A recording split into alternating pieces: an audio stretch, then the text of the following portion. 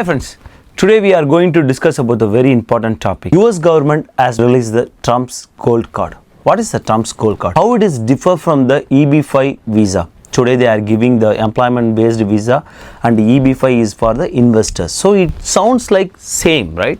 The EB-5 and Trump's Gold Card. What are the main difference between these? And the most important question is whether the Trump's Gold Card also contains a 7% country cap limit or not, because that is the biggest hurdles for any Indians, right? So we have lot of question around Trump's Gold Card. Let's check out these questions to our attorney Henry. He is from Manifest Law, and Manifest Law is providing a free consultation for our viewers. Please scan this QR code and schedule your consultation if you have any visa questions. Vanakkam Henry. Vanakkam Prem. How are you doing? Good, thanks. It's an interesting day to say the least. We got a lot of news. Yeah, that's true. So are you excited about Trump's Gold Card? I am, I guess. I mean, some people might feel like that's a good opportunity for them. I'm curious to see how it works. There's still a lot of questions from how the program is going to be run and what are going to be the issues that come up because it's also new, but let's see how it goes. Yeah, it's very popular now because yesterday they opened the website for Trump's Gold Card. So can you please share high level what is Trump's Gold Card? Basic idea behind the Gold Card is that if people make a one-time payment, then they can just get eligibility to apply for a green card without having to meet individual requirements like EB-1A or EB-2NIW or EB-5, things like that. So just based on that payment. But of course, people still have to do the standard background checks to make sure that they actually allowed to have a green card, that they don't have a criminal record or some kind of terrorist connections or things like that. And there is something mentioned about the money has to come from a legitimate source. So I don't know how they're going to check for it, but probably similar to the EB-5, that they need to make sure the money is not coming from, let's say, selling drugs or weapons or something illegal. Since you mentioned EB-5, so it sounds like EB-5 program, right? What is the difference between the EB-5 and Trump's Gold Card? So for people who've maybe read a little bit about the EB-5, the basic idea is that you have to invest money into the United States, and then the rule is that in addition to the amount that they are looking at, the investment also has to result in creating jobs. And because of this, the EB-5 really takes several years to complete because let's say you put $800,000 into a new hotel being built in Ohio or something like that, then the government gives you a conditional green card, and then years later you have to apply to get a full 10-year green card, and you have to show that the jobs were created and the project was successful. So there is still some level of risk that if not all of the requirements are met, then maybe you actually lose the green card, that you don't get to keep the permanent residency. With the Gold Card, the idea is that you're not investing money, you are just paying for the card, right? You are just giving the money to the United States, and then after that, there's no more conditions. You just basically go through the adjustment of status or consular processing to get the green card. So they're saying it's $1 million if you personally are applying, but if a company wants to apply for you, then they have to pay $2 million. $1 million for Gold Card if you are applying individually, and then important point, you have to pay for each dependent. That means that for families, this is going to get expensive because it's not actually one person applying and then the whole family gets to go. Every family member has to have a separate payment. So big families need to spend a lot of money. Oh, that is an interesting factor. So because I thought it's a 1 million per family. Okay, so it's 1 million per person. Say example, if the person pay 1 million and got the green card, later after 1 year or 2 years, can the person sponsor the green card to their family without paying any amount? Yes. So the question is, how fast does your spouse or how fast do your children need the green cards, right? Because if you go through the Gold Card and let's say you spend 1 million on just you, then once you get the green card, you can sponsor your spouse under the F2A category for family-based green card, but there's a wait list for that green card, right? Because there's a limited number of those. So if a green card holder is sponsoring their spouse, it can take 2 or 3 years before they can get the green card. And if you are, let's say, working in Amazon, you're making, I don't know, $500,000 a year. So you've saved up a lot of money from the good job, and your child is now 19 years old.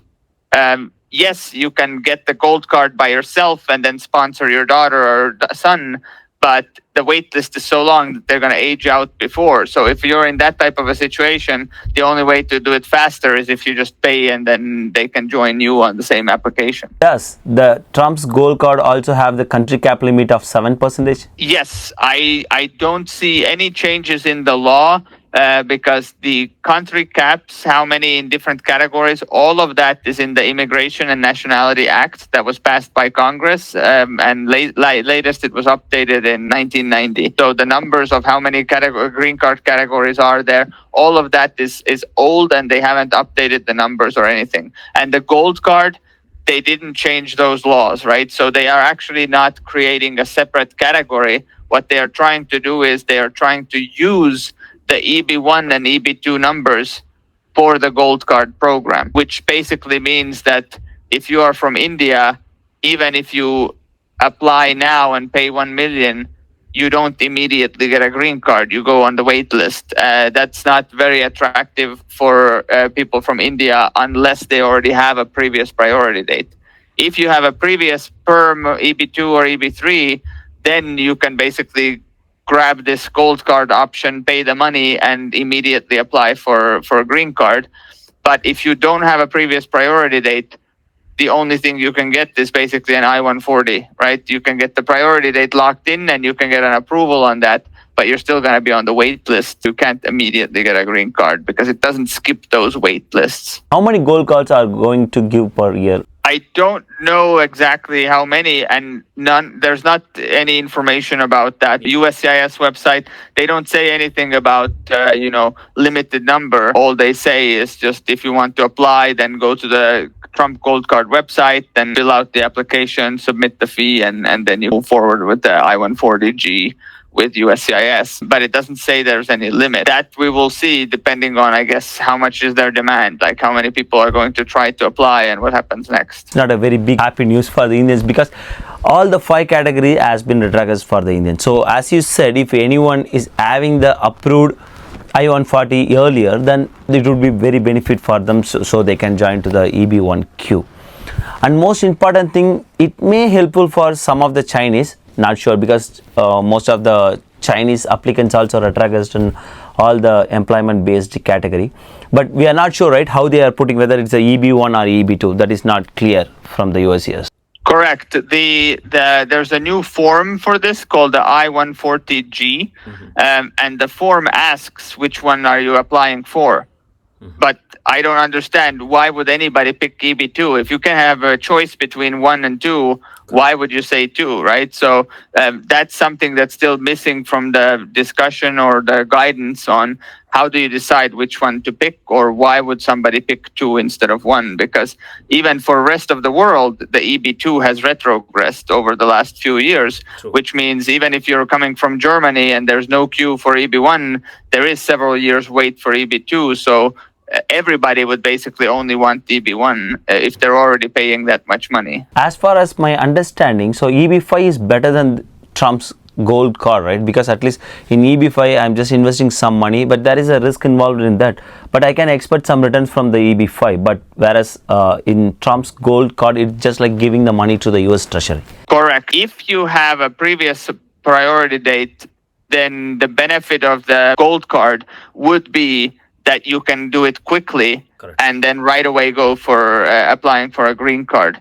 If you're looking at the EB5, the benefit is that, I mean, number one, it's an existing program, so you know what you're getting, right? It's not going to be full of surprises because it's already been there for years.